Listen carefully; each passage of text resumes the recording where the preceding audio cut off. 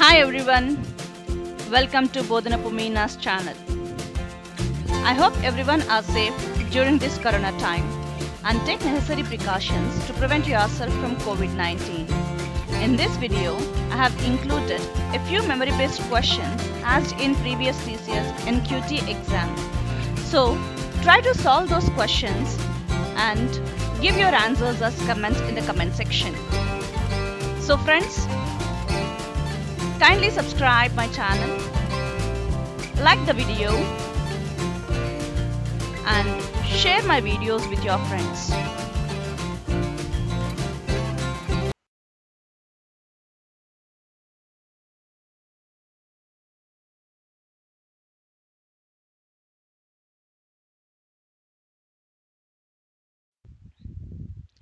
A very good news to all the job aspirants who dream to start their career in TCS, as TCS is going to recruit for the second time in the same year through National Qualifying Test.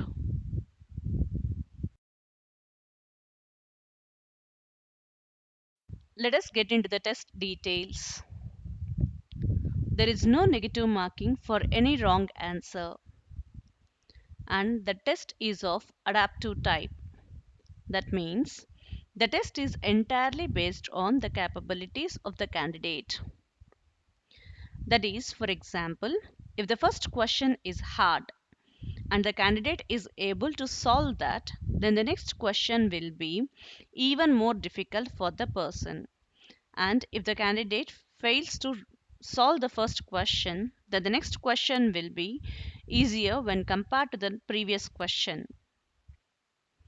No paper is provided for your rough work, but there will be space provided on your desktop itself where you can do your rough work as well as your calculations.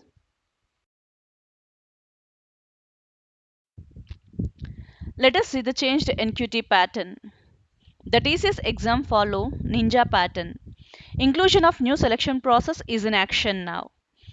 You can opt writing your exam either remotely or you can opt nearest TCS Ion Center at the time of your registration. NQT comprises of 5 sections, among which 3 are considered mandatory NQT and 2 are subject NQT. Numerical ability, verbal ability, reasoning ability comes under mandatory NQT, and programming language, coding test included under subject NQT. Numerical ability consists of 26 questions which you have to attempt within 40 minutes of time. Verbal ability comprises of 24 questions which you have to answer within 30 minutes of time. Reasoning ability consists of 30 questions where you have to answer within 50 minutes of time. Programming language, there will be 10 questions which you have to answer within 15 minutes of time. And coding test, here you have to write codes for 2 given programs. So for one program, 15 minutes time is given, and for the second coding program, you have to do the programming within 30 minutes of time.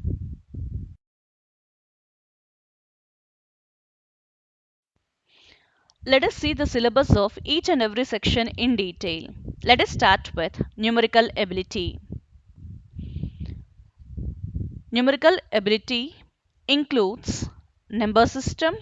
Under the number system, you have to cover LCM, that is least common multiple, and HCF, highest common factor, divisibility, and you have to focus on divisibility rules, numbers and decimal fractions. And the next one is mensuration. Under mensuration, geometry, area, shapes, and perimeter you have to cover.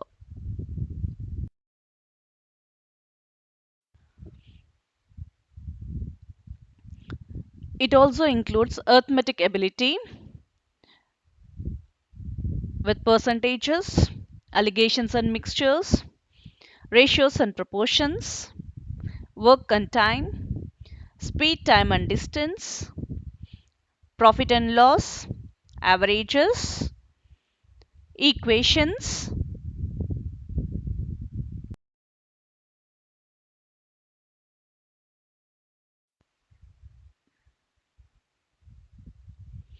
ages, probability, clocks and calendars, series and progressions. Elementary statistics includes mean, median, mode, variance and standard deviation. The important segment of numerical ability is data interpretation, which includes pie charts, tabular data interpretation, graphical data interpretation, and the other segment of numerical ability is simplifications and approximations, which includes simplifications and calculations including rational and irrational numbers.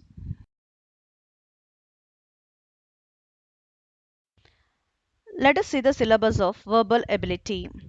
First, you have to focus on English grammar, word completion, sentence completion, error identification or error detection, sentence arrangement or parajumbles, formal or informal sentences, sentence joining, and the other most important section of verbal ability is reading comprehension.